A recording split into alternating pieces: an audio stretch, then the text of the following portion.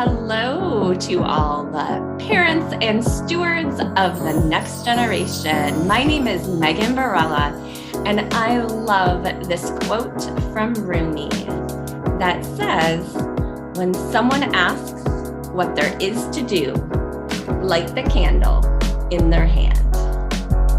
This little light of mine, I'm gonna let it shine.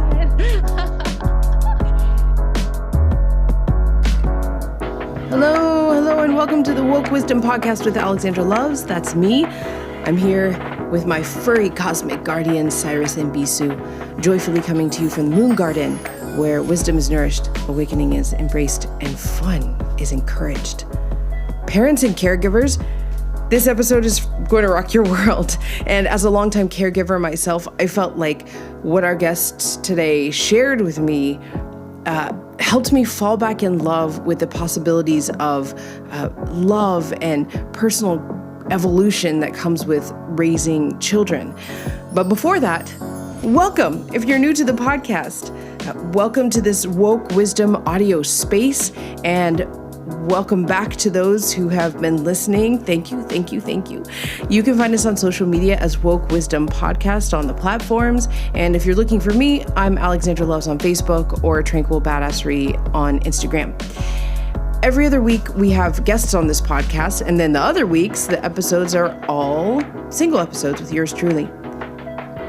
If you want to know more about why we gather here in this audio space, I highly suggest that you go listen to the first episode of this podcast called Orientation. Some awareness about this episode. My guests and I do talk about child abuse. We don't get into specific details, but it is mentioned several times, as well as a little insight to processing abuse as an adult. My guest is Megan Barella, and for the last decade, she has helped parents and caregivers stop cycles of yelling, power struggles, and emotional breakdowns in their family. As a mom, teacher, and positive parenting coach, Megan empowers families to let go of fear-based discipline practices, heal their family line, and soothe their stress levels. And you can join her in her Facebook group, which is Parenting for the Next Generation, and I'll put that in the show notes, and learn about her complimentary positive parenting events and happy home coaching programs at meganbarella.com. So let's take a deep breath and welcome my guest, Megan Barella. Megan, welcome. Thank you for being here on this spring day. It's almost spring. Portland is almost here with the spring. Smells like spring out there. Yeah.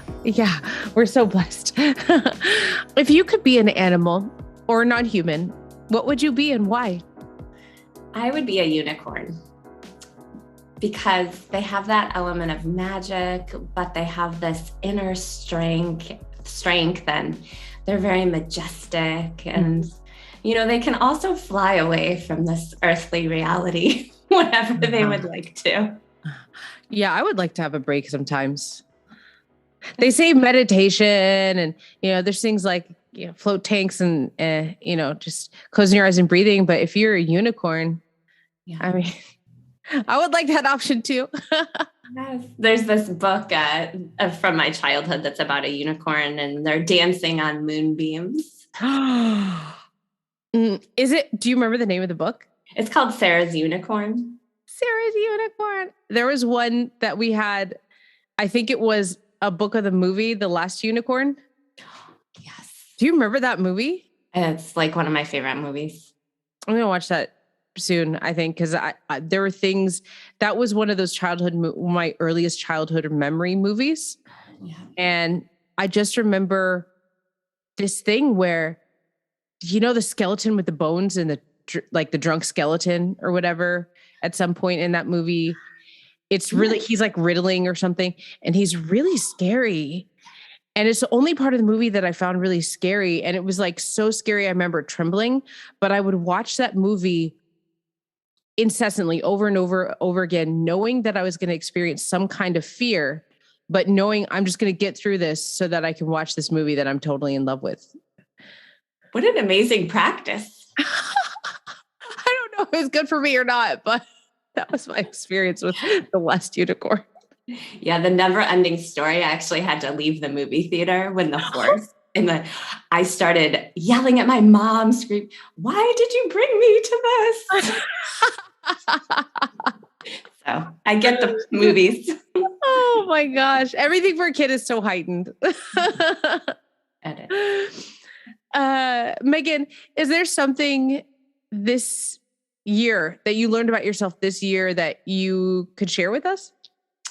Yeah, I think I learned a lot about my extrovert and introvert tendencies because I'm an extrovert with introvert tendencies. And having that balance is really key to my life. My work is really social and outpouring, and then I really need my hermit introspection time.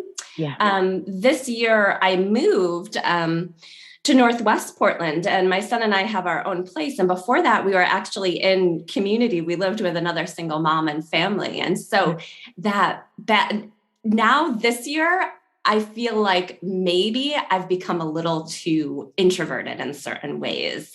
Yeah, so I've been more exploration on how I'm going to feel the most supported and nurtured, and also have that inner vitality in the way that I support myself and the way I'm setting up my day to day. So yeah. Do you feel like what kind of made you notice that? Because I've definitely gone through those phases as well, where I'm just like, oh, I haven't really sought out people for, sometimes it'll be like almost a month. And, of course, like I'll talk on the phone just a little bit or whatever, but just seeking out actual being in the space with like people that are, my people, the people I vibrate with and everything, I'll just forget. So like, what kind of opened your mind to like, oh, I'm getting really introverted? Yeah, I kind of look at sometimes it's like, is this introverted? Is this self-care? Is this relaxing? Is this a little bit of depression, especially as we know in the Portland winters? Yes. And then really what the pandemic, I mean, the pandemic has highlighted so many things, but just for me personally, it's like, what kind of life do I want to be living? Is my life really holed up in my cute little home and not talking to anyone? Or do I want to have this life of adventure, of just going out in the world, talking to people on the street, all those things, being out in nature? Like, really, what is that essence of what I want my daily life to look like? Yeah, I understand that introspection, that introspection where sort of like, if I were to ask myself those questions, I might not get all the answers like right then and there, but I feel like that type of introspection gives space for like, your real you, your spirit to just be like, hey, this is what we've been trying to tell you. And this is what your intuition has been saying to you for a while. Yes. And that's why that introspection, I mean, really, when it comes down to it, it's just the way I look at it, it's me and my, divine connection, however I see it. But then also, when the silence, in the solitude, when I'm called to dance more, get out in nature, all those things, then I guess that's just the listening. What are you up to these days that you feel most aligned with, like aligned with your spirit? Yeah, I love raising a teenager. My son is 13, and I'll tell you, 12 was a big transition. I was like, how do I wrap my brain around? I don't have this little child. I have this little man child now under my roof. But now I'm like, and back to like the adventure of life. Like, this is the time when I can share experiences with my son. And I feel what we know about the teenage brain is they are kind of wired for adrenaline.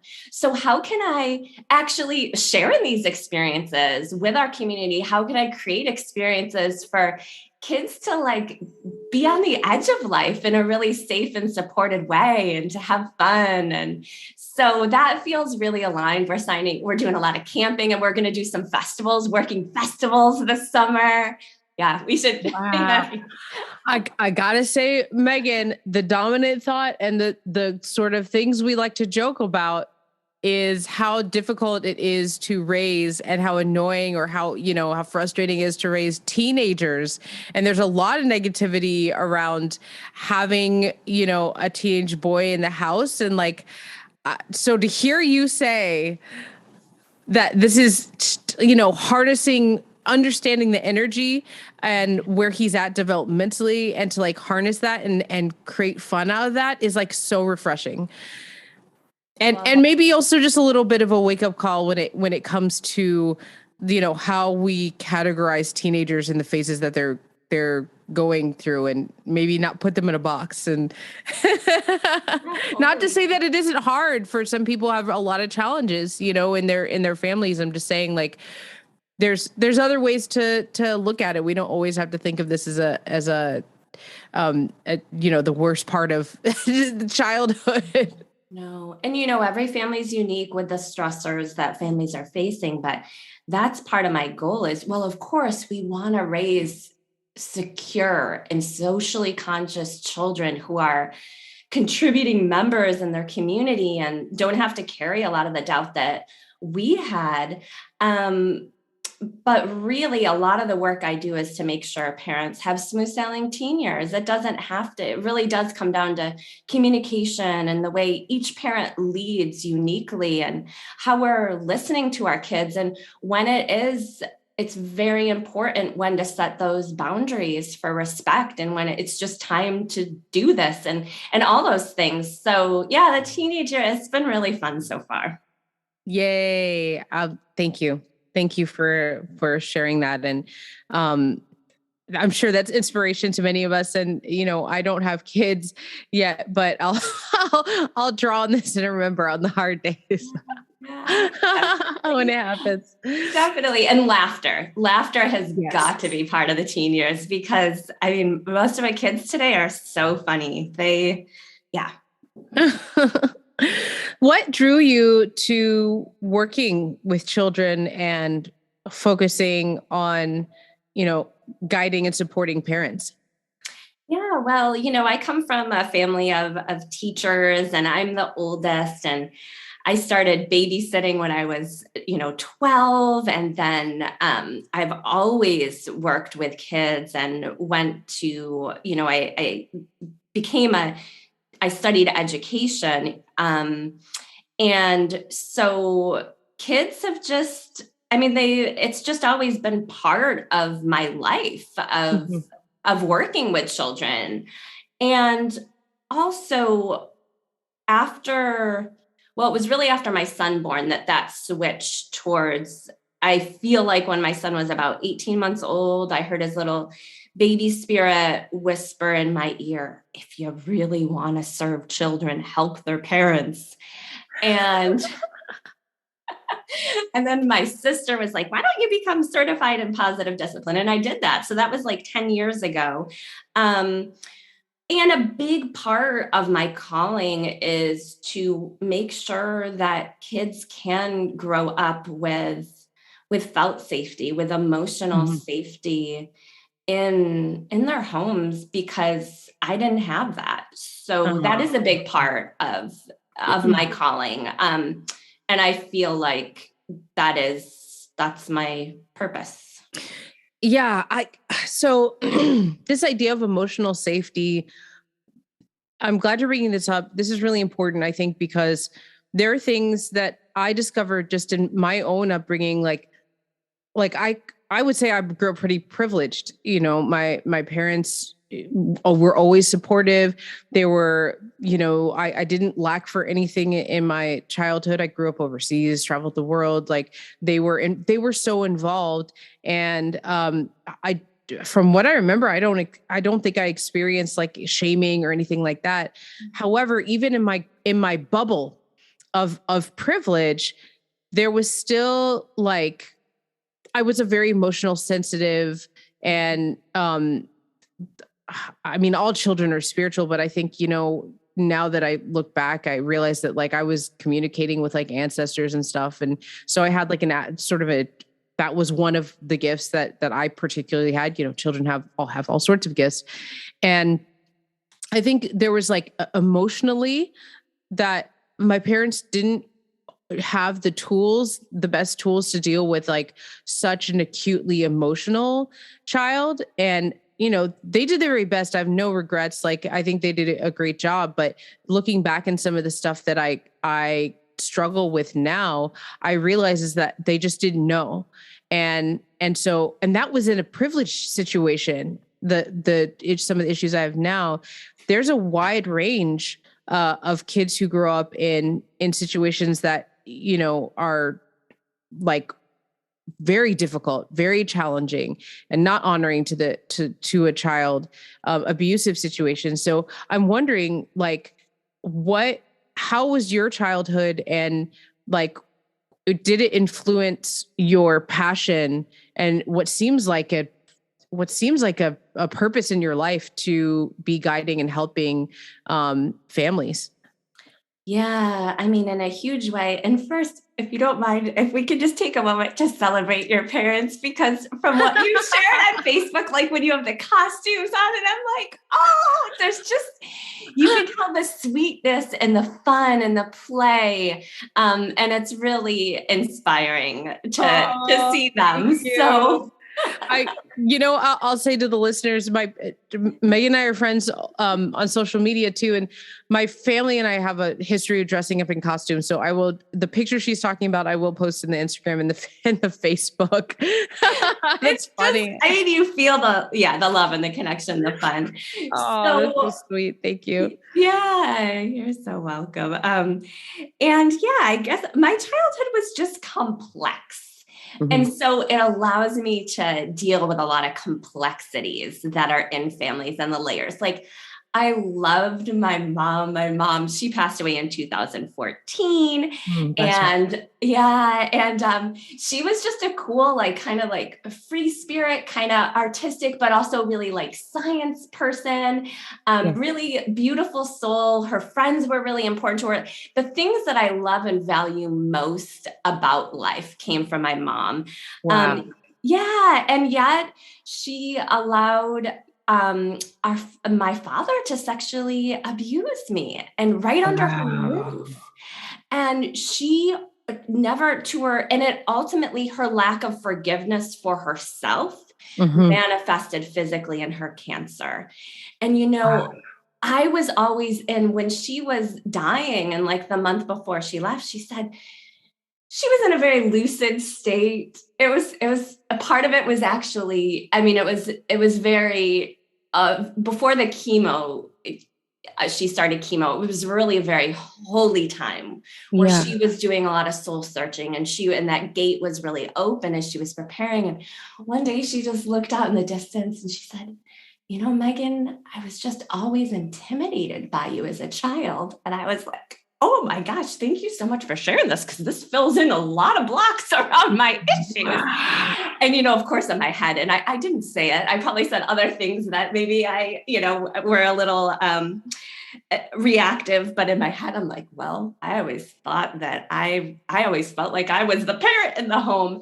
And so as the oldest child, taking a lot of responsibility, because both of my parents were very childlike in their lack of ability to be responsible and to really protect their children. And so I took that on as a young child, and probably took a lot of responsibility for the things that happened.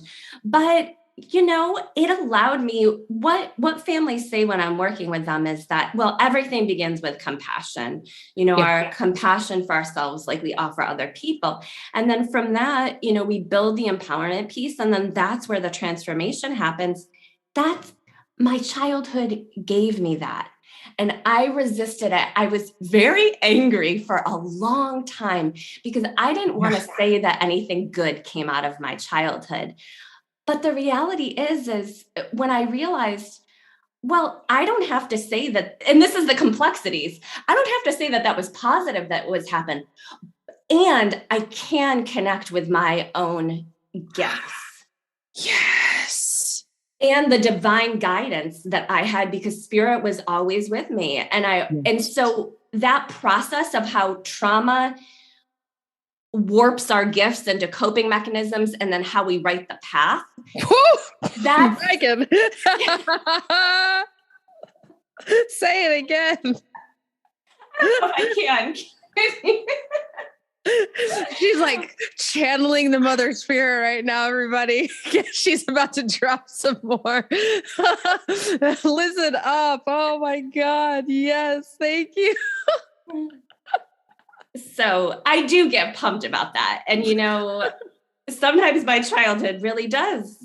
I deal with, I don't know, I like to call it, everyone has to make sense of their own life the way that they feel called to make sense. And for me, it hasn't been in my benefit to put a label on myself. And for other people, that is what brings them the healing. For me, for me, I say it's the experience of depression, the experience of anxiety, the experience of PTSD. I've experienced all of that on my journey. So,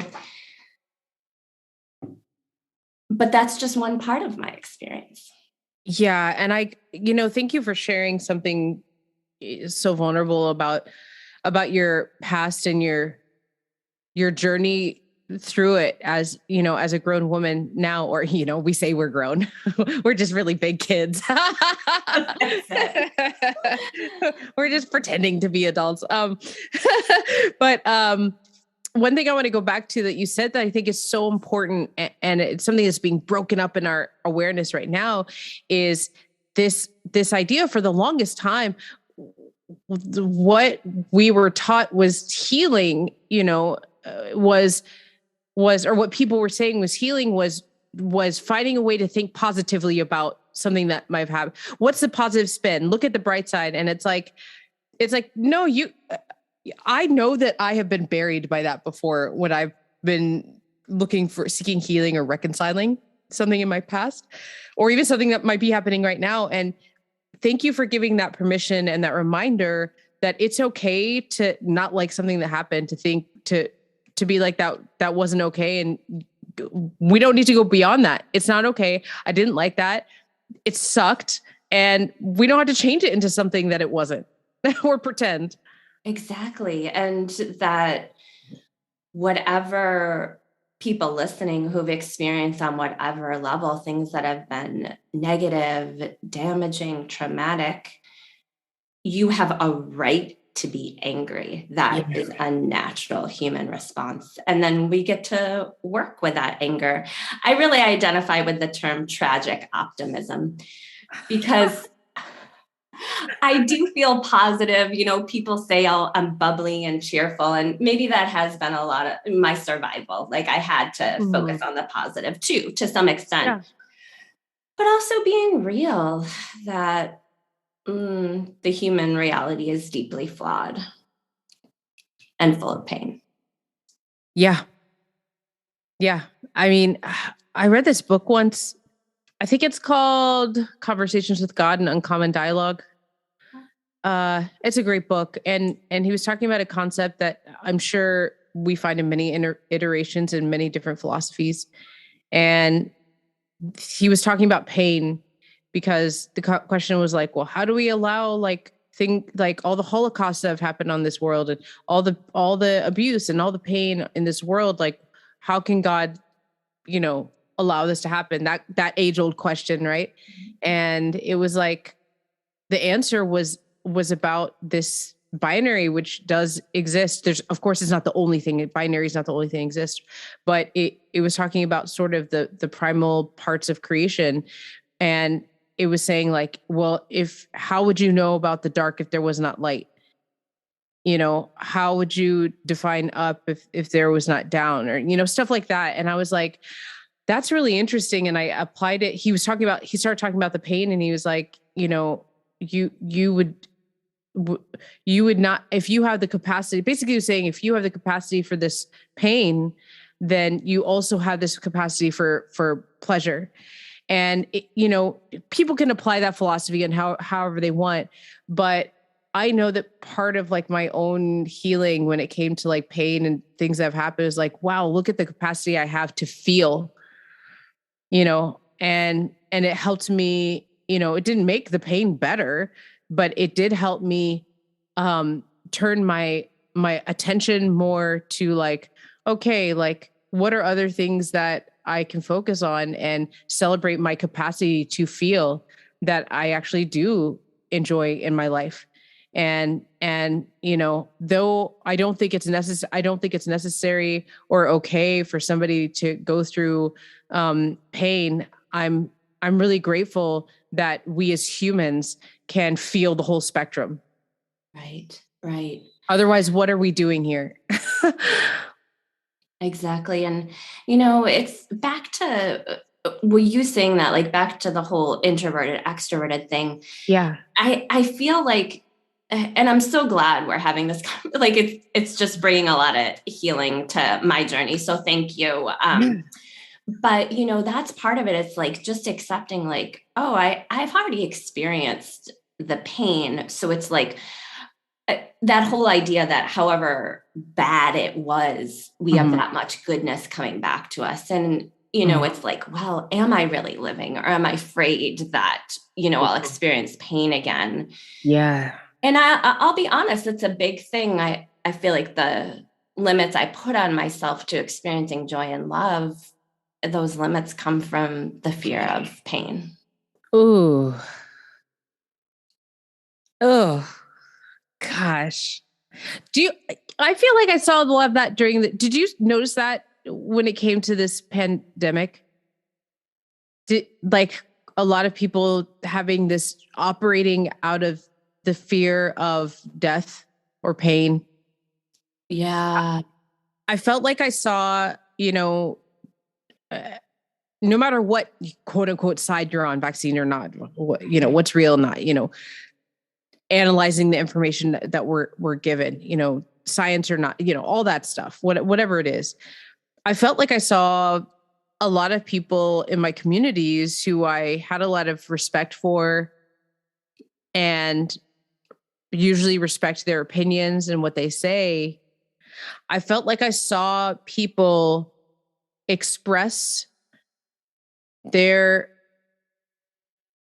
fears and their pain about this subject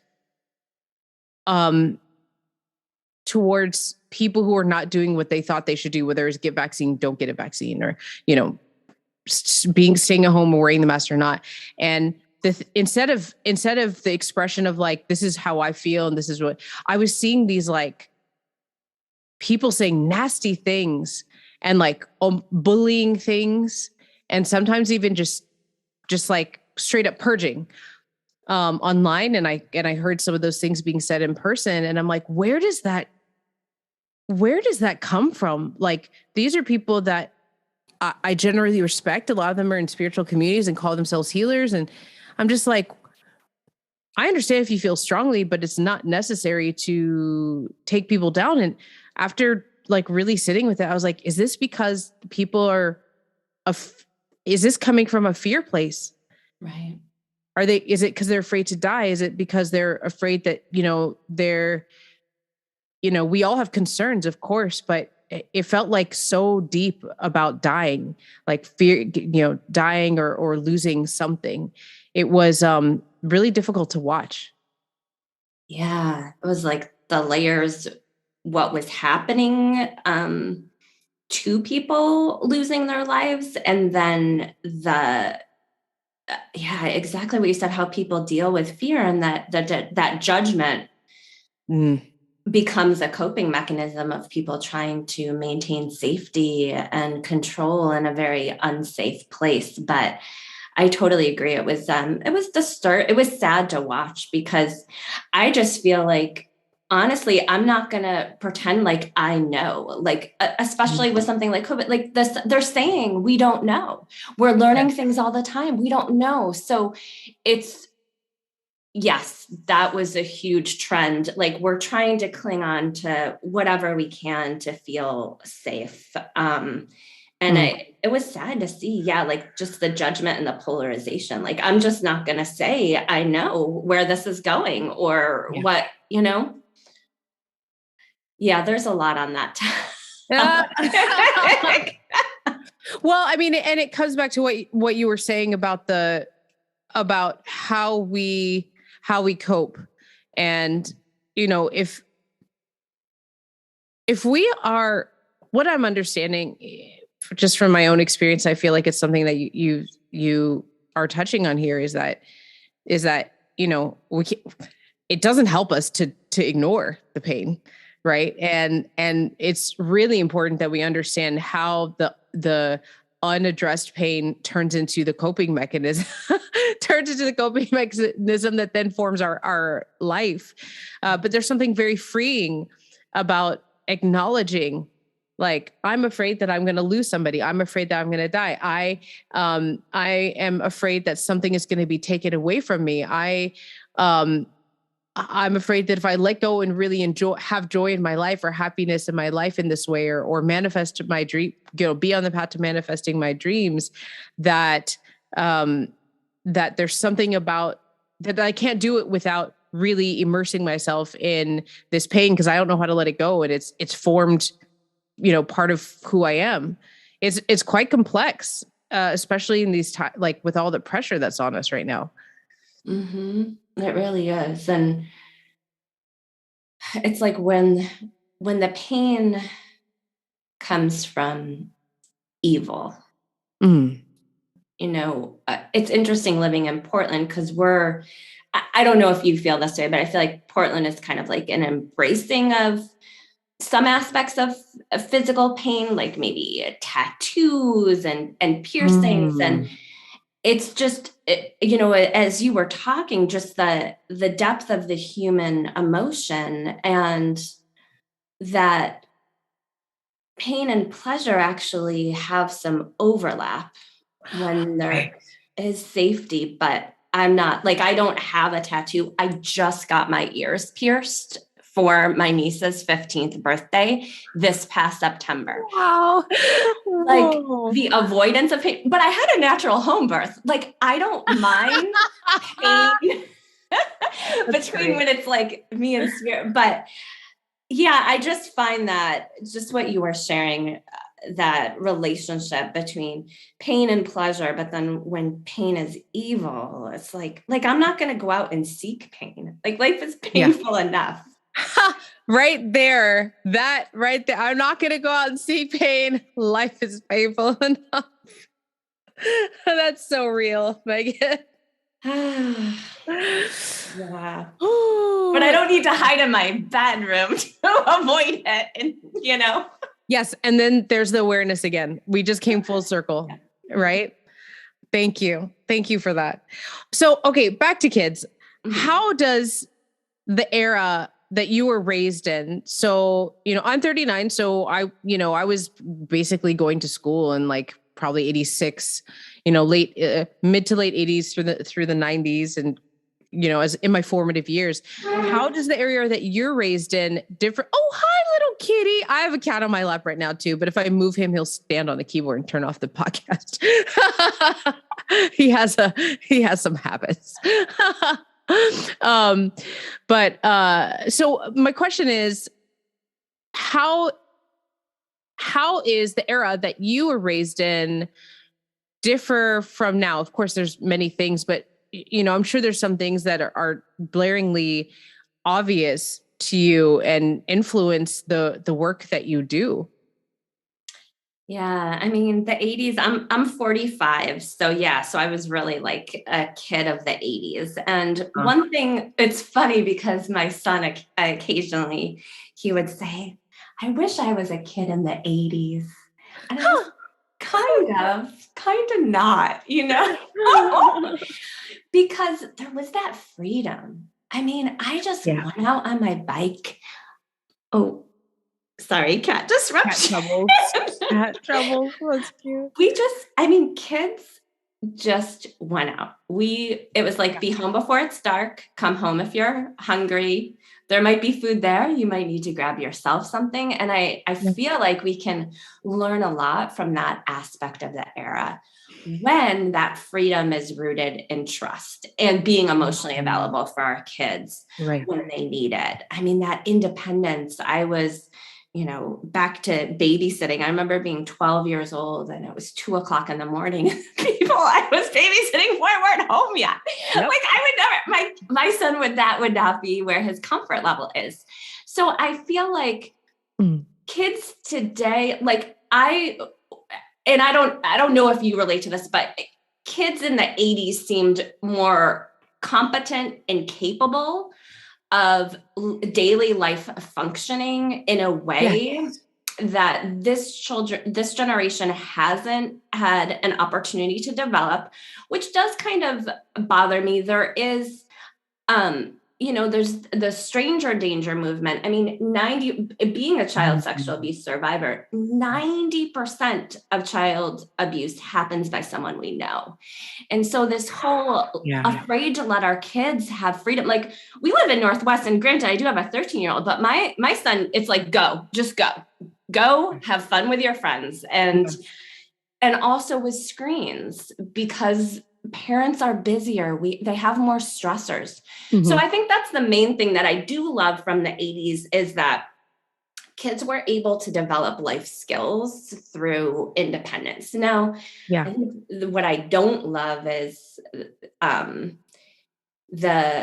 fear and the conformity in the 80s, the lack of consciousness that was part of the 80s. And this generation it's like this generation of kids, even though they might not have had the opportunity to develop some practical life skills as much as maybe, we did, being, the ages that we are. Yes. The consciousness of children today, they know that people are born with human rights the way that people should be treated. Yeah. And they're ready to use their voice to advocate for change. And that is a beautiful thing. If we could just combine the two. Oh my God. I know. Just like, there's so much opportunity there. Okay. So I'm loving what you're saying, and help me figure out this conflict. Maybe you can help me figure out this conflict in my mind. I agree with you. I spend a lot of time with children. I've always been teaching, nannying, co-parenting, when I say co-parenting, I mean, I don't have my own kids. I've not been with somebody who has kids, but I've had nanny jobs where I am literally the major parent. So I used to call that co-parenting. Some people accept that, they don't. So just giving people an idea. Primary caregiver, in fact. I was a nanny as well. Yeah. Okay, there you go. Right. So I've been in those positions, and so we have these generations that are very conscious of human rights and are very much like nonconformist in many ways. And also they are sort of plugged in to the internet way more than we even had the opportunity, because we didn't have internet like that. Right. And so are these things conflicting? Because what I see coming out of the screens is ways to program children, right? Ways to sort of dumb down and box in their heads. Yet there's still these kids who are nonconformists and have a deeper understanding of human rights. So these two things seem like they're in conflict to me. What do you think? Yeah, it's again, so complex. I totally agree with you. I think, and going back to the pandemic, I am not a conspiracy theory person in any way. Yeah. I always say, what's the conspiracy theory? Evil humans, evil tries to run the world, That's the conspiracy theory. We can just acknowledge it and then,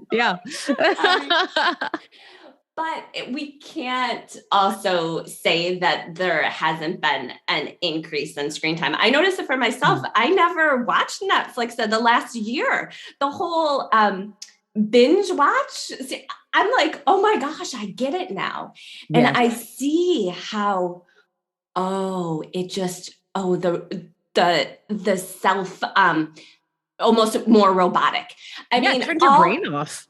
Right. All the big tech people, they don't allow their kids smart. They don't allow their kids access I've read to the those internet. articles. Yes. Yeah. They want their kids to be creators, not consumers. So I think that it is in conflict. And I feel like sometimes my views on media are almost unpopular now, because the reality is that even before the pandemic, we were using screens as babysitters. Yes. Parents are stressed. They need to check out. But the reality is that screens, not only those long-term effects, but also the longer our kids are on screens, the more likely that they're going to have negative behavior when they get off. Yep. So, how do we use what I always is like empowering parents to not just like let it happen, to come into the place of conscious choice where we're controlling the screens, they're not controlling us. And to do that, what I've found is that we have to use the technology against itself. Like, I'm not gonna depend on myself, because then the self-judgment comes in. I should be able to monitor this and that. It's like, no, I set up the apps that shut down my social media after 30 minutes every day. And if I want, or if I need more time, as you said earlier, those of us, I would love to just have a landline and a flip phone. That would be my dream. That would be ideal. But I run a business off social media, so use the technology and delay. I've been studying the effects of media on children since the 90s, and part of me is like, what did I even let's go back to the 90s. What was wrong with that? But even then we knew the effects of media and screen time on children's behavior. And this is like next level. So delay. My son does not have access to the unlimited internet. He has, and I love this phone, Gab Wireless. He just has talk text. He has his school Chromebook that is monitored. Plus I have filters on our internet, and we have gotten into more screen time, definitely in the pandemic, that we're kind of weaning off of. But we have to, long story short, don't be afraid to take the lead and to use the technology features to control what we know is as addictive for the human brain as heroin. You know what? I feel a little, this is a theme in this podcast. I get called out. I mean, not like you're trying to call me out, but I just feel like in a good way, because I run my business online, and in the pandemic, I definitely watched more movie. I love movies so much, and I love comedy so much. And I definitely, as I'm working through my own stuff, I'm working through PTSD and working through some pretty deep things, like very consciously, right? Like that's always happening, but like I have a special focus on it right now. And I feel myself like kind of medicating with the screens. And I'll tell you, the last time I was in this phase where I was watching this many screens was like in my early 30s. I just went through a phase, and I got one of those apps that did the thing that you're talking about, where it's like, you can only watch this much in a day or whatever. And I went through a tantrum cycle for like a week. Like, I was just like, what? Like, I just want this thing that helps me turn my brain off and gives me just enough dopamine that I can, it was like an addiction. Right. And I've noticed that about myself too. And maybe now, and I do want to be a creator and not so much of a consumer, but I'll tell you, I think I consume a little more than I'm creating, and that's not good for the work I'm here to do on this planet. And it makes the businessy part of my work a little harder. So I think I might be getting one of those and kind of setting up a challenge for myself with, how do I balance the things I do online for my work and my business and how much time I actually spend on it. So thank you for that. Well, I'm saying it to myself. I really identify with that medicated, I feel like that. And also give yourself grace. We're coming out of the Portland winter and, Ooh, yes. For any of us making changes in our lives, do it when the window's open. We're going to be in this time of beautiful weather. And so, yes, I'm actually, as we're talking, I'm like, yes, that's when, the change is going to happen. And also if we know as adults with fully developed brains that we're struggling with this, I'm struggling with this, then that burden for our kids and their developing brains. A friend of mine said something to me that like, it stays with me. I mean, it stays with me. He said, we're going to have a generation of kids that do everything on their computer. They work on their computer. They order their groceries on their computer. They have sex on their computer. They're not going to leave. And, wow.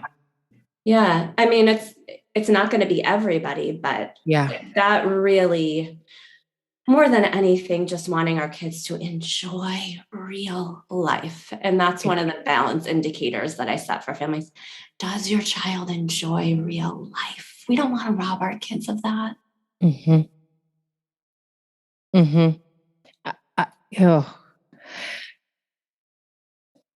I mean, I was thinking about recently a lot of you see even online, people are talking about like, this isn't real, just so you know. Like, I always love those people who have their promotional videos or whatever, and they're like reminding you like while you're, it's so what we call meta, right? It's like you're watching them online and they're telling you, remember that online is not real, And I was talking to my friend who suffers from anorexia and has her whole life. And she's about my age. So she's a little younger. And so she was a kid growing up in like the early 90s and stuff, which also did not have as much internet as we do now, obviously. And she's like, yeah, like now what they didn't call it this. They weren't calling it this back then, but she was suffering from what you would call body dysmorphia and other things that come with anorexia. But she said the big thing was the body dysmorphia. And she said something that she said, she had to spend all this time. It was getting better. And then as we got more into the era of like constantly being online, and she had like a relapse during the pandemic because she was spending all her time on the computer. And she knew that like being on the internet was, a big, what do you call it? Like a trigger for her. And she said she was doing so well because she wasn't looking at online for many years. She just knew it was growing and she was like, I'm not going to be a part of this. And when we went stay-at-home orders, all of a sudden, all of the humans that she was looking at were like actresses whose job is to be as small as possible and as perfect as possible. And she was looking at all of the filters on people's faces, perfect skin. And she was also being influenced by, there's a lot of our American culture that's like, oh, you want to be that? Then you could just be that. There's, it's just like that. It just happens like this.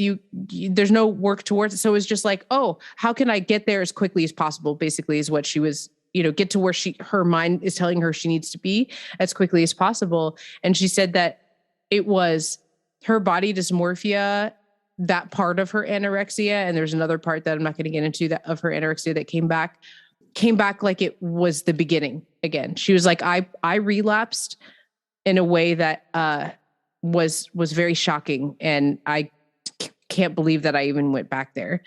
And it was just because of being on the screen, it made me really sad. I mean, she got the help that she needed and obviously got offline to help herself. But going back to how we originally started talking about this, what your friend is saying, like, yeah, I hear that. And I'm also like praying that this generation that is so consciously aware of human rights and, dispelling these labels and boxes we get put into, I'm just like, okay, if we would talk about evil, I believe that there is this force of evil that wants to keep us on, online. But I also am noticing, and I know you've seen it, this big focus into coming back to the old ways, the earth ways, the indigenous ways, the spirit ways, the working with ancestors, breaking cycle.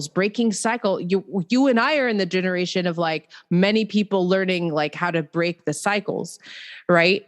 And so my prayer a lot of the time is just like, I hope that we get like what we call a critical mass of people who's conscious, that these generations are so conscious and so aware that they get swept up into focus on the earth and focus onto organic ways and focus on, work with the ancestor or whatever it looks like for them and makes sense for their spirit and their codes and, their blood and everything. That's what I really pray for so that we don't end up with a critical mass of people who are living their lives completely on the computer.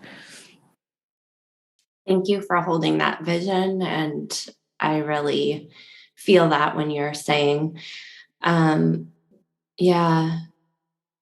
And that's when it's really called upon, us and whatever, if people are parents or caregivers or just like, consider themselves stewards or teachers, some of the most instrumental people that I've had as teachers haven't had their own children. And what a space that is it's just for all of us to come together and how we're guiding the next generation.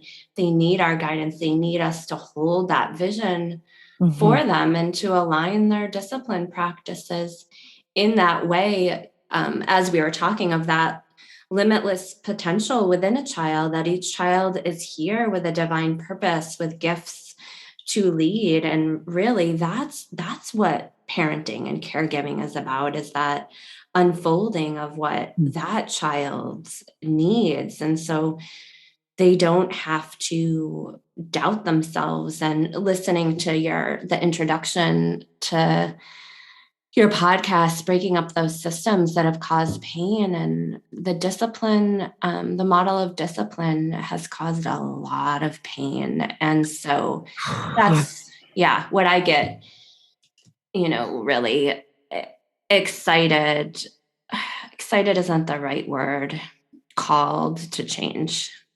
Well, I've seen you talk about it. So you're very passionate. It's like so obviously part of your spiritual path to me anyway.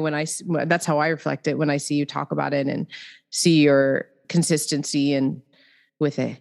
Yeah. Well, some of it, yes, definitely. And it's where more and more I'm realizing my focus areas, in positive discipline, my background, we say discipline, the root of the word means to teach. I always thought discipline meant to punish, and this is what indigenous ways of life have always known, that we treat children as the sacred gifts that they are. And that's what discipline is about. And for me on my journey, I've had a lot of guidance teachers and mentors who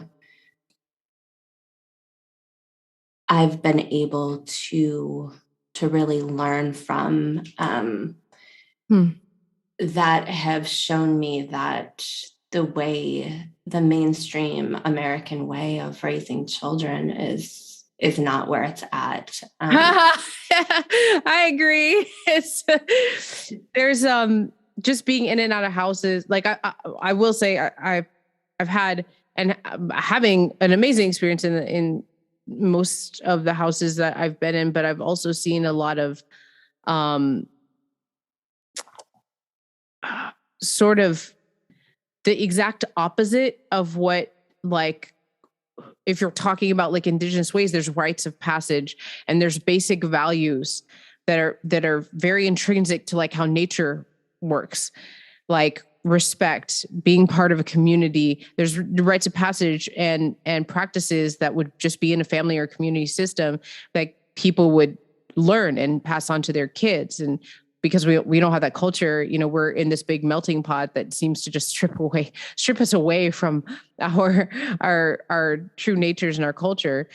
Sometimes, I've seen in a lot of homes like ways of being that just honestly can really create entitlement, can create children who don't know how to deal with themselves, sourcing from others when it's really important for them to source from themselves, unaware of boundaries. And it's not like, I look at it, I see how it's happening. I'm like, this isn't like the parent's fault, quote unquote. You know, it's that they just don't know. It's because these are accepted things in our American culture. And how was that created? How is our if you look at the seeds of how our culture here was created, it's not pretty. It's murderous. It's pretty grisly, and it's evil, to be really honest, our American culture. So of course, like we would unconsciously in how we do everything, including the basic values and the way we interact with our kids will continue to deteriorate. And here we are. And that reality of the true history of this country, it begins in the home. Yeah. One of our family friends and my mentor is a Lakota elder, and he, shares how in Lakota ways of like the child was never hit, the child was never spanked.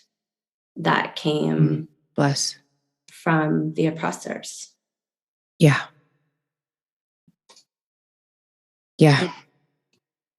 I was just reading God is a Black Woman by Dr. Christina Cleveland.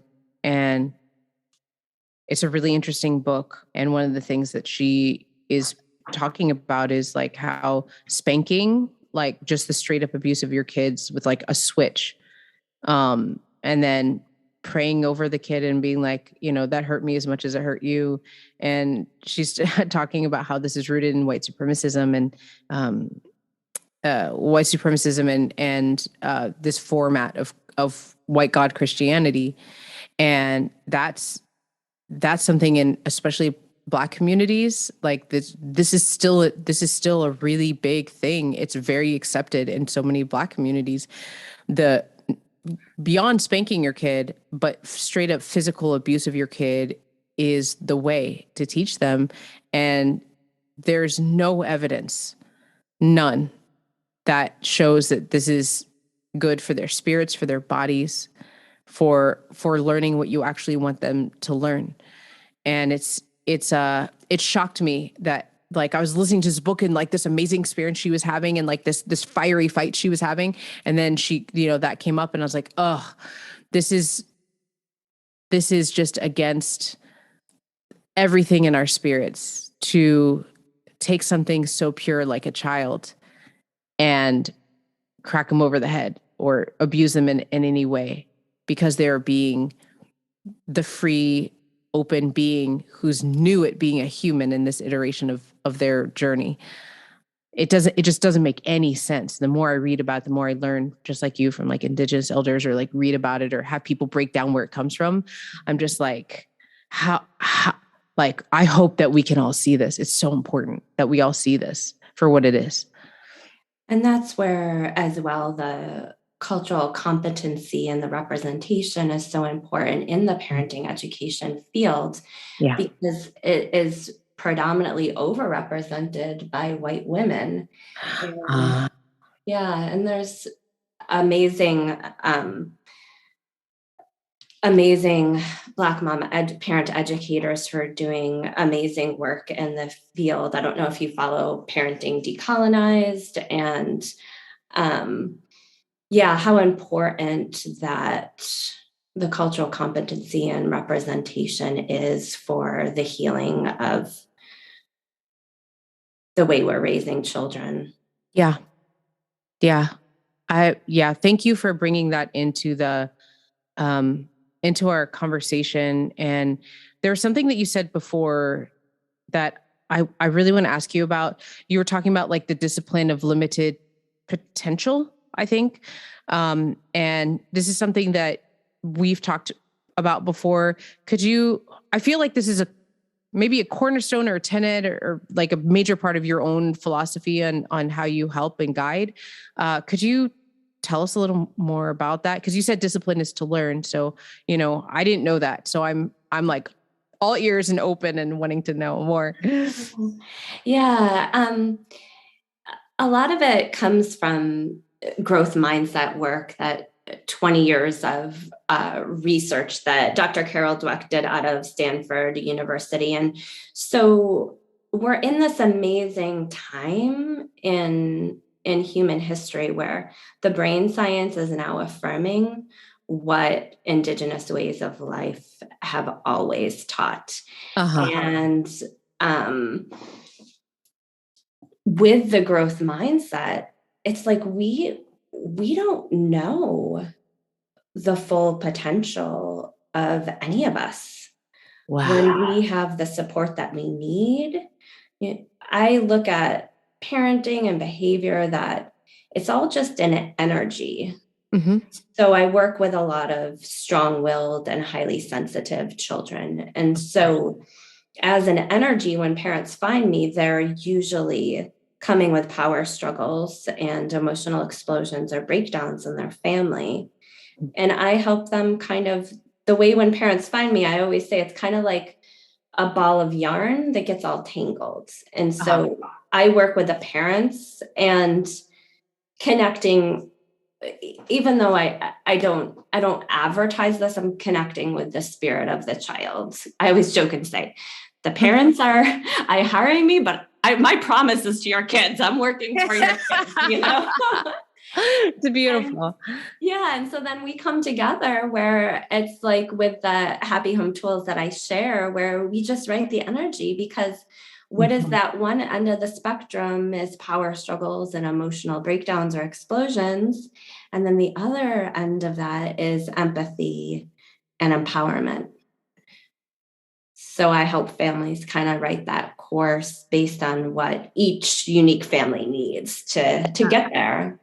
And then that really is unlimited potential of the child and then within ourselves, because going through that process, parents, I'm not a therapist, but my programs are therapeutic by the very nature of parenting as healing, that when we meet our children's unmet needs, we're also meeting our unmet needs from our own childhood experiences.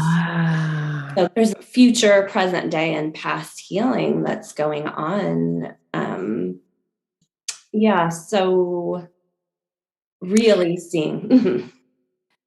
I'm just like over here writing some of this stuff down because it's so organic, Megan, what you're talking about. It's like obvious in a way. And by obvious, I don't mean to degrade what your work and what you're saying. I'm just saying, like, it just sounds like, duh. That's conceptually, that's like freeing, and it feels like it's full of love and healing. And when it has that feeling of obviousness, it's like, it's because it rings in my soul as like, oh, this is true. Yeah, this is something I can relieve into, it's doesn't mean it's not work, but to create that, but I really appreciate you breaking what you're talking about down, because honestly, like if I saw the word discipline, I just feel like the old way of thinking of what that is. Right. Yeah. And there is so much, that discipline that is rooted in fear, or is it rooted in trust? Are we connecting with our inherent and universal goodness within us as a human? Are we seeing that in our children? Are we moving from that place of trust? And discipline is teaching what children can do, What are the family values that this challenge is an opportunity to develop? What are those virtues, those life characteristics? What's the positive behavior? And so, parenting has been so stressful. It always is, but especially the last 2 years, that a lot of parents are just on a negative feedback loop, and that is no fault of any parent. That is a reflection of the stress and the lack of support for parents. But that opportunity is always there of really that unlimited potential when we can root into the positive, when each parent can trust themselves and trust their kids. I always say, I'm not the expert. I'm here to bring out each parent's expertise, teach them how to be the leader that they're here to be. So then they can do the same for their children. It's not, and parents usually say, oh, it is. It's not always easy because stress levels and what parents have experienced in their own childhoods, but it's simple, it's straightforward, and affirms the wisdom that's already within us. I love, it's just like, there's this quote, and I've seen it in many different ways in different philosophies. It's basically know thyself. And it's interesting because one thing I've heard mothers especially say, I mean, I think this is probably for fathers too, but I hear a lot from moms is like when you have kids, it's an extension of you. And I heard you earlier say, Megan, that there's this, it was almost sounded like you were talking about animus. Like there's this energy, this is actually an energy, a live energy of how you create the home. And it's like, really, I don't have this experience, but the experience that's been communicated to me is like, you have these kids and it's really you. It's you, which is one of the reasons they reflect back to you. They bring out all your stuff, kids. There's nothing left unturned with children. And so I'm watching families, and I think probably parents are more consciously aware of this than kids are. I'm watching families that are like, the kids are just like extensions of them. It's like an appendage without actually being attached to you. Right. And what better way to interact with that than coming back to the most organic ways, to being aware of the energy of you being one, of being one of many, but like one big ball of like in one organism. I feel like when you're talking, like that's how I'm starting to look at a family. It's one organism. We're all in this together. If this one is hurting over here, we're hurting up here. If this one is experiencing joy, we all can be in this joy. We form this together. It's not just about the parent saying this, and this in an authoritarian way. It's like, how can the parent do this the best way for themselves? Like they have their own inherent wisdom, and that's a very integral part of this organism. It's not going to work to take some foreign idea or foreign philosophy that doesn't make sense and to that person or doesn't fit with this organism and try to imply it, because then it's going to rupture and it's going to be corrupted. Right. It's so very organic and it's just like it feels so good when you talk about it to me.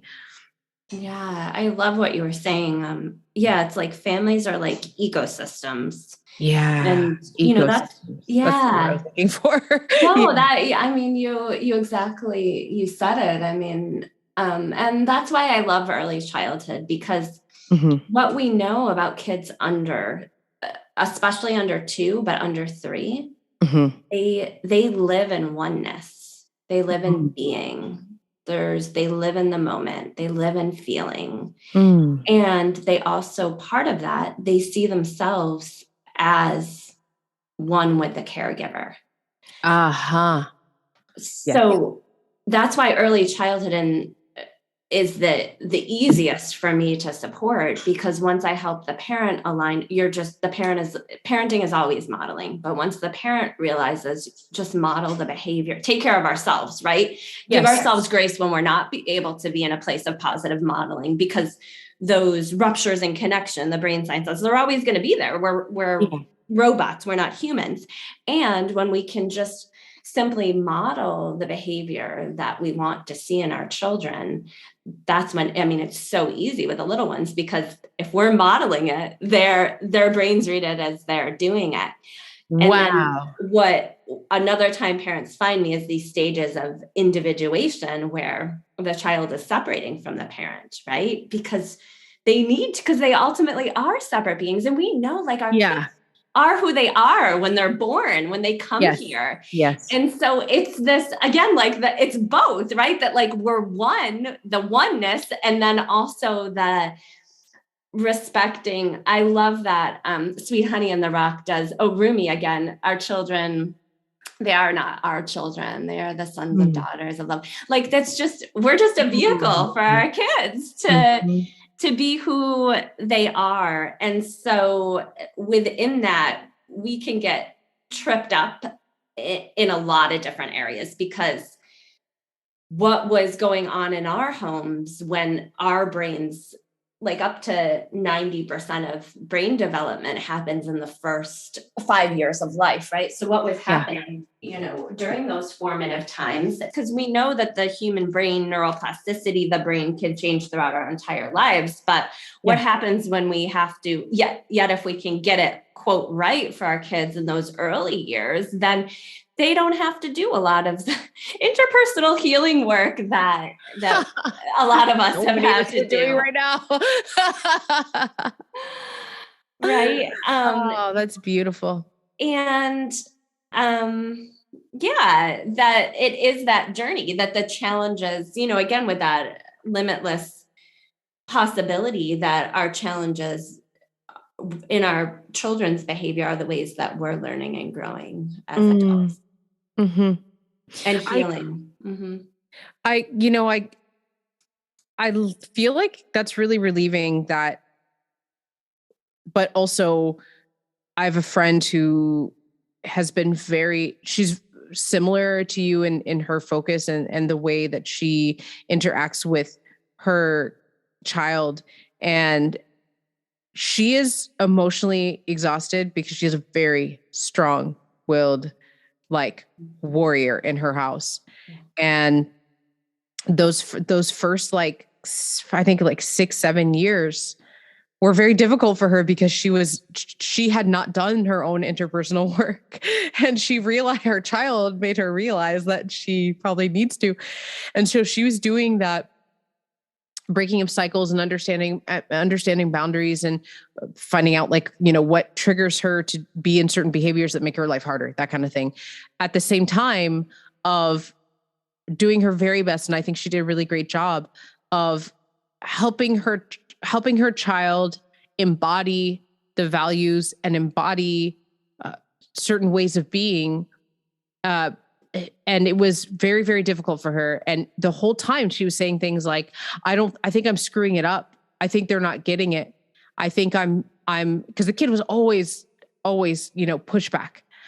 But then something happened at 9 years old. And I know that 9 is sort of that, there's like a big thing that happens where they start getting very much more individual. 9 and 10 is a big age for that. And all of a sudden, at fourth grade, I think she was in, she turned 9, or she was about to turn 10, and was like, became so grounded, still had that wild spirit, but in the sort of, yes, you can hang out with your friend without me more. You can, giving her these sort of independence and hearing more back from teachers. And she was now part of communities where parents didn't sit in on the whole, Girl Scouts or whatever. The parents didn't sit in on the whole thing, and you kind of drop your kids off, and just more individual. She was getting this feedback where it was like this kid, she was like, I don't worry about my kid. I don't worry about them setting their own boundaries. I don't worry about their emotional intelligence. Like, she was saying, like, I still, of course, am always there, and so am teaching them and stuff like that. But I can see the results of some of this really difficult work that we did together in these formative years. And I see it too. I was like, you're doing a great job. What are you talking? I'm on the outside. It's easy for me. I'm on the outside. I sleep at night. But I've seen, and I know you've seen many, the results of really focusing on this interaction, these engagements with kids. It really does pay off in the future. It really forms who they are. And it can be hard for some parents, but I think it's worth it. And I think it's worth it for this world. It's true. And the reality is, what's the alternative? With kids, you put in the time now, you put in the time later. You do the work now, you do the work later. And so let's put in the time in a positive way. Let's do our own inner work. I mean, I'm the example that my parents couldn't do their work, so we're the generation that is doing the work for them. And we don't want to pass that negative legacy onto our children. And so that is I'm really celebrating your friend because when that happens and everything does click, then it's like, it's like we've been doing this work for a reason, and we've been doing it. I don't want to use the word doing it right, because it's not about that. Yes. But obviously your friend, or maybe it is, maybe we just need to say that, like, I go into that because it sounds like judgment that we're trying to get away from. But I think it's important to say that there is a right way for every family. And we want to stay on the path. We want to stay on the path that is the right road for family. Family. Yeah. Yeah. And I have this vision of, like, with your personality and the work that you're bringing and the way you approach. I just have this vision of a family, like, after you're done, you like leave the house and you say goodbye and you close the gate, and then behind you there's like this family like levitating, like love that. They're like, bye, we understand, we got it now. I love that. And it's interesting, just based on, I remember one dad I was working with, he was like, Megan, you really have an interesting skill set, And I feel like, going back to the life and the purpose and my childhood experiences, I also really want to honor and give respect that, yes, I've been privileged to have a lot of wonderful traditional educational experiences, but really it's the educational experiences with, my spiritual teachers, that have allowed me to do this work. And because I also experienced high stress in my parenting when my son was little, domestic violence, all that, and it's like, I didn't call the domestic violence crisis line. I called my elders and my teachers. So I just really want to give respect, and just a real deep honoring. And when, we have a world where people who are leading can be fully compensated for the work that they're doing, then that's when a lot of things can really shift. That's a whole other conversation. And we'll get to, maybe you'll come back and we'll get to that. I'd love to have you back and we can get to that, because we could talk forever on that. Yes. Yes. So, a couple more questions. The first one is, if the Megan Barella of 20 years ago walked into your dwelling right now and wanted to talk to you, what would you say to her? Oh my goodness. I would say, you can have fun right now and do not lose your drive. Do not lose your drive. I was so driven as a young child, and somehow, that balance, like, I've had to mellow out and learn how to relax. But then one of my friends said, Portland's like a couch. Like, I'm from New York, even though I'm not from the city, I'm from upstate New York. People are direct. They are driven. Yep. And yes means yes, no means no. What? Yeah, exactly. And they'll tell you what, and there's loyalty, there's, there's respect, all of that. So I think have more fun and don't lose your drive. Don't lose your drive. Mm-hmm. Oh, that's a good one. Okay, I have to say this for those of you who don't know Portland, because we do have a lot of people outside Portland and also international listeners. Portland really is like a couch. Like there are jokes about people losing their backbone when they get here. But in Portland, like yes means maybe, no is like offensive.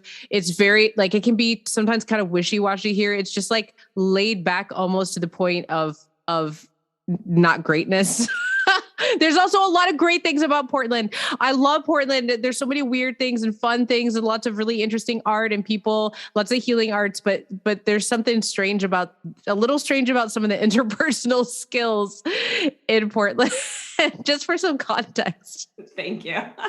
Portlandia, the show, is actually not an exaggeration. It's funny. I haven't watched that. And then, back to our early conversation. That's the thing. I think I just need to cancel my Netflix for a while. I don't even know what Portlandia streams up, but they're like, oh, there's another series I can start watching. It's like, no. Yeah. After the conversation we had, here I am suggesting something to binge. So I just wanted to circle. I just had an aha, like maybe, the Netflix, like the medication, maybe it's been okay because it has been a really painful couple of years. And so it's okay that we've wanted to zone out from it. It's just, when is that no longer serving me, because I'm really working on it. So I just wanted to share that. Yeah. I think you said something that got to that point across earlier, and I'm glad you're bringing it back. And it's something I really like about you is we're not here for judgment. There are things that we see that work and don't work, that are aligned with us and that aren't aligned with us. And I think you're very, consistent and open to recognizing that we are human beings, and there are things that we're working through, and sometimes we do need those crutches, and it's okay. And this is what it is. And now if you want something different, we focus on something different. Like I feel like that's the energy that you carry, and it's beautiful because it's open, and it's a place. If it's open, it's a place where people can heal wherever that, whatever that takes them. So thank you for bringing that up. And now I don't feel as bad about recommending Portlandia. Everyone. No. I'm like, how? Of course, me in my mind, I'm like, I live in Portland. How have I never watched Portlandia? You got to start watching that. See, but here's something.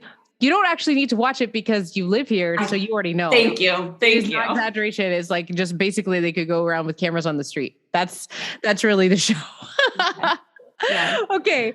So Megan, what is your blessing for this world? My blessing would come from my spiritual teacher, Sri Sarada Devi. She lived in the 1890s, and her last words to humanity, and just an incarnation of the divine feminine, she lived in Calcutta, was, if you want peace, do not find fault with others, rather look within. No one is a stranger, my child. The whole world is your own. And that I always end up crying. I can't, because it just really touches me that, we are like in this time of disconnect on so many levels. Now I feel silly crying, but it's just, I have tears in my eyes too.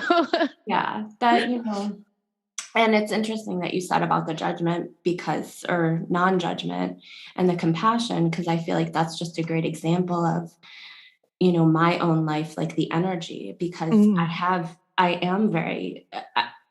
been very judgmental in my life and in my closest family relationships as part of my survival. And that is just an energy. When I righted that, I realized, that was how the trauma it distorted my gifts, that actually I have a well of compassion that isn't mine, that comes from, I believe, from my connection with the Divine Mother, and, that I never have to close that off. And, it's just my full human experience. It's like that I do close off from that because I'm scared, but it's like, be scared all I want from this earthly reality, but don't be scared of the divine. Ooh, Megan, thank you. Thank you. That's wise. I'm just going to breathe for a minute. Thank you for this journey that you've been on. and sharing with us. And, you are an example of how when we heal ourselves, it heals the world because you share and you help where it's needed. And your passion and your energy can be felt. And I'm just so grateful. I'm grateful that you're on this journey, and I'm grateful that you shared with us. And I'm so appreciative that you said yes to spending time with me on the Woke Wisdom podcast as well. I receive that, and thank you. And, thank you. Just like so much gratitude for the space you hold, your vision with the Woke Wisdom podcast, for inviting me on as a guest, and really for the space that you hold, the healing space. I mean, you are a balm to the soul in those like healing waters in that space, and you're bringing that here. I haven't been able to tell my story and connect different aspects of my life. The way I have this is really like, this is it for integration. And so thank you too, because you're contributing to the movement to help children. Because there's the brain science teaches that when we have a coherent narrative of our life experiences, that's the indicator of our children's attachment to us, to their to their emotional well-being and mental health. And so this opportunity to share, not only has it brought healing to my own life, it's helping my son, and it's also allowing me even more bandwidth to support the families that I serve. So I can't, just so much gratitude. So thank you. Yes. Thank you, Megan Barella. I'm inspired. I hope you are too. Go and hug those little ones after this. We put all of Megan's contact info in the show notes. Please go check her out. You will love what she's putting out there into the world. And friends, please, I ask for your support for this podcast. If you could, please go and leave ratings and especially reviews for us wherever you are listening to the podcast. It helps us get these messages out in a tremendous way. It's just a few clicks. Thank you. And before we go, Megan has an offering for us, so let's listen together. A happy home blessing for connection. You are the foundation for your happy home. Stress and unmet basic needs are always the problem, not you and your children. All the parenting wisdom in the world already lives within you. Together, we unlock the eternal well of wisdom, strengths, and gifts that are already within you. When you feel like an amazing parent, you are an amazing parent. It's that simple. Our goal is to help you live in a place of connection with your best and highest self throughout the everyday moments of parenting and life. To create a reality where your basic needs as a parent are met and you have access to the support and tools you need to thrive. And when times are stressful, you give yourself the wise permission to lower expectations for yourself and your children, to do less, not more, and to focus on maintaining connection with your best and highest self. You create those loving and firm boundaries to safeguard your time, energy, and gifts. So when life is stressful, you cultivate calmness and felt safety within you to ride the waves of stress and high emotions and be that unconditional, compassionate, and strong rock of support for your children. This is what your children need most from you. Your connection, the gift of you, your presence and positive relationship that is the building block for their brains, bodies, and heart. You are the balmy breeze to their high emotions and stress. You are their rock. Our happy home blessing for you is that you support yourself like the gift you are, that you nourish yourself like you do your children, that you stay connected to your place of wisdom and strength to guide you throughout the everyday moments of parenting and life. And you remember that you are the greatest blessing to your children and to the next generation.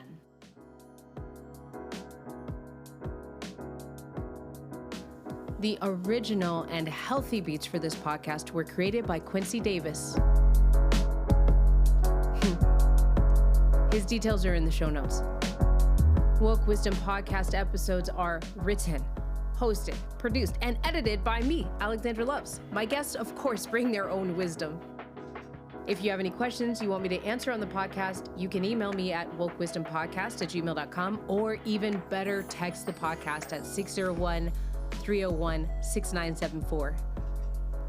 I would be so grateful if you helped me share these messages far and wide by boosting the podcast with good reviews on Apple Podcasts, or by sharing the episodes with friends and groups and families on social media. That would be so awesome.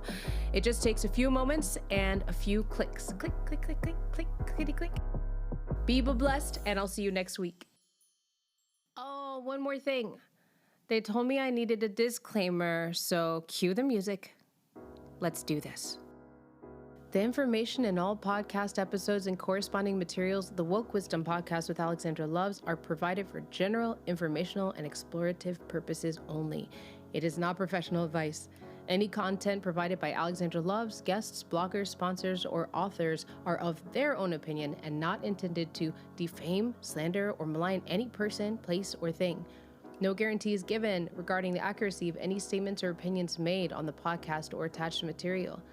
Alexandra Loves and her guests are not therapists, counselors, physicians, unless otherwise stated. By listening to this podcast, you agree not to use this podcast or corresponding materials to treat any mental, physical, or medical condition in either yourself or others. Please seek out appropriate professionals for help. Privacy matters to the Woke Wisdom podcast. People, places, and scenarios mentioned in the podcast may be changed to protect confidentiality. Through this podcast and corresponding materials, you're able to link to other websites which are not under the control of this podcast or Alexandra Loves. The inclusion of any links does not necessarily imply a recommendation or endorse the views expressed within them. In no event is the Woke Wisdom podcast or Alexandra Loves liable for any loss or damage, including without limitation, indirect or consequential loss or damage, or any loss and damage whatsoever arising from your interaction with this podcast or corresponding materials. This podcast and all corresponding materials should not be used in any legal capacity whatsoever. This podcast and all corresponding material is owned and copyrighted by Alexandra Loves. You are welcome to download and play the podcast and share with others for personal use. Please acknowledge the Woke Wisdom podcast with Alexandra Loves as the source of the material. You may not, except without our express written permission, distribute or commercially exploit the content. Email wokewisdompodcast@alexandraloves.com to obtain written permission.